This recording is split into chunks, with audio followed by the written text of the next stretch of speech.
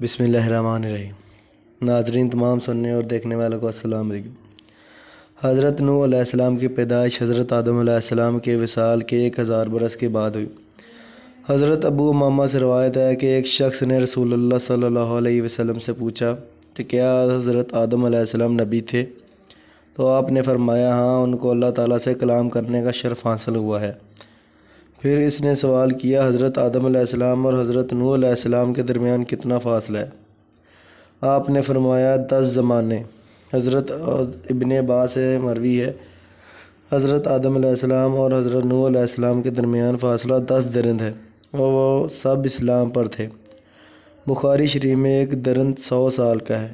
بہت سے لوگوں کا یہی خیال ہے اور لوگوں میں مشہور و معروف بھی یہی ہے۔ حضرت نوح علیہ السلام اور حضرت آدم علیہ السلام کے درمیان 1000 کا فاصلہ ہے۔ حضرت ابن عباس نے ان سب کا اسلام پر ہونے کا ذکر کیا اور یہ بات حقیقت ہے کہ ان دونوں کے درمیان اس سے زیادہ کا عرصہ ہوا۔ قرآن مجید میں ہے کہ ہم نے نوح علیہ السلام کے بعد بہت سے کو ہلاک کر ڈالا۔ اللہ تعالیٰ کا فرمان ہے کہ ہم نے اور جماعتیں پیدا کی، اور پھر سورہ فرقان میں اللہ تعالیٰ فرماتے ہیں اور بہت سی جماعتوں کو ہلاک کر دیا۔ قرآن پاک میں سورۃ مریم میں فرمایا ہم نے بہت سی امتیں ہلاک کر دیں اور وہ لوگ ٹھاٹھ اور نمود میں اچھے تھے۔ جب بتوں اور شیاطین کی عبادت شروع ہوئی اور لوگ گمراہی کفر میں مبتلا ہو گئے، اللہ تعالیٰ نے نوح علیہ السلام کو نبی بنا کر بھیجا اور اپنے بندوں پر رحمت فرمائی۔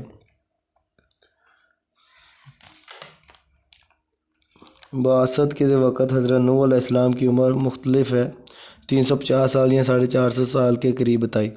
حضرت ابن عباس سے منسوب ہے کہ اللہ تعالیٰ نے حضرت نوح علیہ السلام اور آپ کی قوم کے حالات اور کفر کرنے والوں پر طوفان کی صورت میں عذاب نازل کرنے کا ذکر کیا، اور پھر کشتی والوں کو نجات کیسے دی اس کا ذکر قرآن پاک میں مختلف آیات میں ملتا ہے۔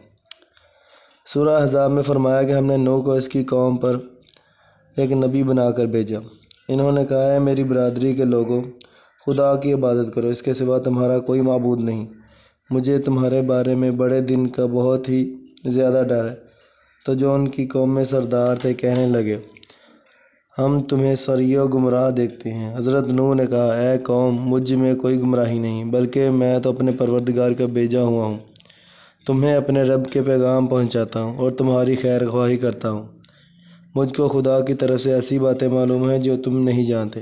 کیا تم کو اس بات سے تعجب ہوا ہے کہ تم میں سے ایک شخص کے ساتھ تمہارے پروردگار نے نصیحت آئی، وہ تم